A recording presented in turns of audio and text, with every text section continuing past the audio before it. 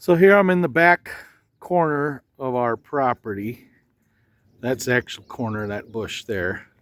And this whole tree line, all this brush needs to be ripped out. Probably leave that tree. And the neighbors is right behind it. And the neighbors is beyond that rock there. That's the other line. That's another neighbor. There's a big oak tree in there. What's that oak? I don't know what that is. Maybe it's there's a chokecherry tree. I think there's an oak back there. My kids, all four of my girls, when they were younger, at some point would come back here, just by themselves. One of them were, as they grew up, they all did it. Come back and there's a perfect big branch back here that you can sit on. It's about 8 feet off the ground and nice place to sit, and they would read a book. I mean, every one of them did it at some point. And so that's what they would do. This is all real wet right down there. And we used to farm that where the grass is lighter. And we used to farm it all the way down to this fence line. Just this little corner, right where that grass starts to, right where those bushes are, it's pretty wet. But I plowed a little strip right there with a 2-bottom plow that my brother has, a 50 series 216 with this WD. And it's not really a sod plow. And I didn't have the wheels. I just wanted to scour it because I used it on the garden. And the wheels should have been adjusted in a little bit farther. So I didn't really want to plow nice. And I adjusted the plow, for the first round, and then adjusted again. Had to get it hadn't been used in a few years, so I had to get the threads loose, a little tapping with a hammer and penetrating oil. I got it all loose. So the leveling crank was fine, but the 2 lift arm deals were froze up. But that was no big deal. Just that it's a plow. It's one of those Alice plows with the bottoms that don't like sod. It's more like a stubble plow, stubble ground. Alice had a lot of different bottoms, and seems like a lot of them got that plow bottom that does not like sod, wants to flip back over. But I think it would have done better if I was adjusted right on my wheels, because I had one wheel riding up on the plowing. But I just wanted to scour up the plow, and nothing scours on this ground. Even up there, it's a gravel pit right in those trees, and there's gravel under the dirt here.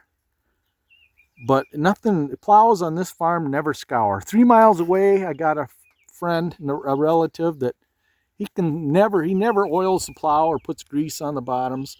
Every year, his will scour right away. And it's good ground, but it must have a little bit of sand mixed in the dirt. It looks nice and black. That ground will always scour. This ground, my dad said when he bought this, it just never scoured right, with a mirror finish in the bottoms, and it would scour, but every time you get to the end, you lift up, and I know this from experience, you lift up and there's still going to be dirt stuck on it'll scour off, but it just pulls heavy. I mean, it's mellow soil, so don't pull heavy, but it does pull heavy. If the Yogi Berra quote there, maybe. But anyway, and my brother, that was my brother's plow, and then he's got this little, I don't know if there's an 8 or 9 foot disc, 7.5 foot. Alice usually went by half foots. And that's about, it's not much of a disc, really not heavy enough to do what I was doing, but of course I ran out of gas and had to walk all the way back to my shed back there, because I only put 5 gallons in it, and I guess I wasn't keeping track. But I'll go drive up and show you the plowing. It's sprinkling right now, so it kind of, as you can see, it's sticking to my tires, so it kind of puts an end to it.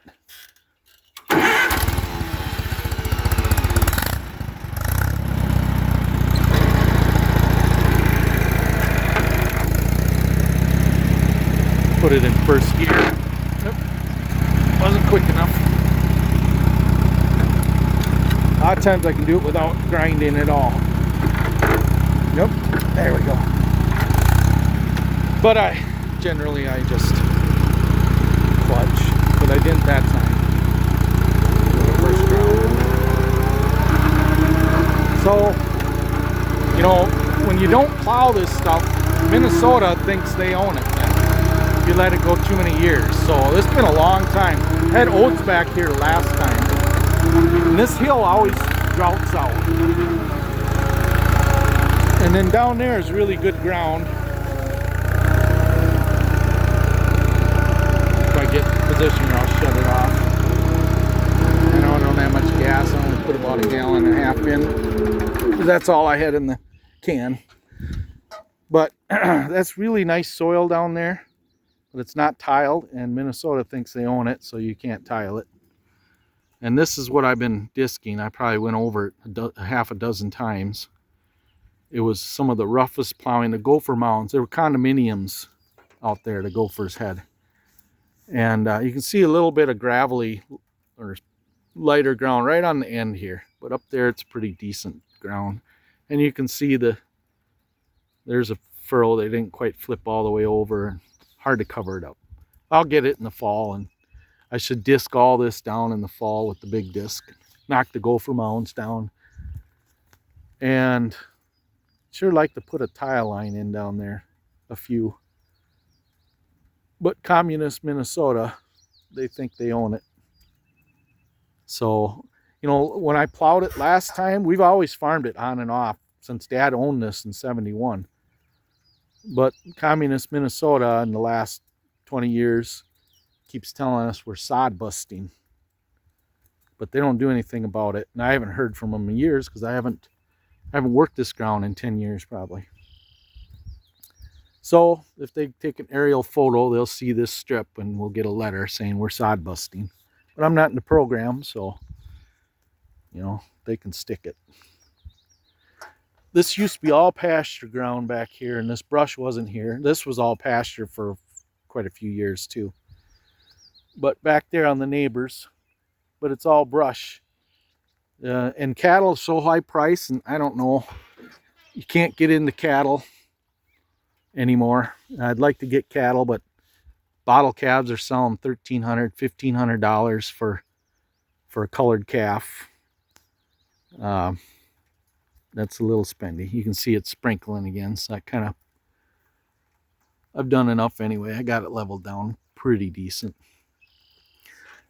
So I'd like to put some calves out here, some cattle, cow calf thing, or even if I just bought 200-pound calves and put them out here. But I'm not spending $1,300. But I talked to a cattle guy, and he told me that the shortage, there's such a shortage in cattle, it'll take our lifetime to get built back up, and he thinks the cattle prices are going to just stay high. But I heard all that stuff before on other things, and then next thing you know, the bottom drops out. So anyway, it's my 52 WD. I've had it on here before, videotaping it. Lights work. Even my tail light works.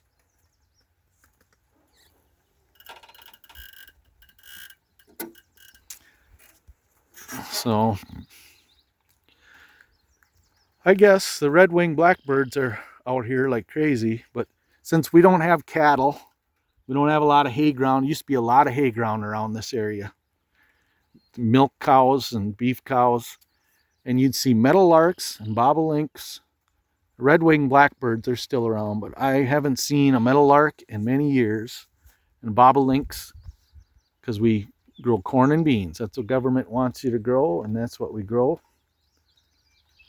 I'm not in the program, but most farmers are, and they can't survive without it. You know, I don't farm that much, so I don't need the program. But they got everybody addicted to the program and ethanol and biodiesel.